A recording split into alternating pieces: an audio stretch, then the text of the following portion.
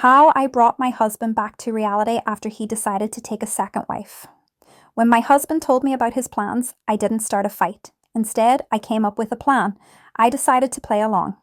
I calmly told him that I supported his decision to convert to Islam and take a second wife. He looked surprised, but pleased. Then I added something right away. If he really wanted to live by new rules, then those rules had to be followed fully. No exceptions. The next day, I changed completely. A long dress, a headscarf, eyes lowered.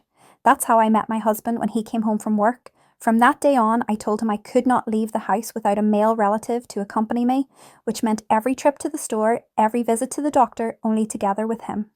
My husband frowned but stayed quiet. Then I happily announced that I had taken time off work.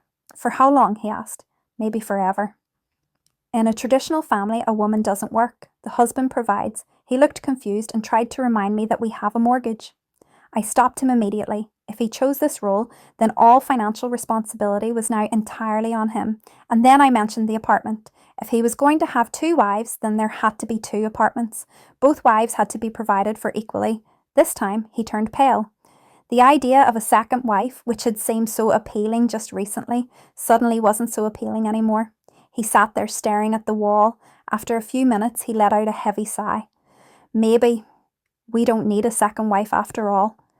I held back a smile. Without saying a word, I took off my headscarf. Looks like the plan worked.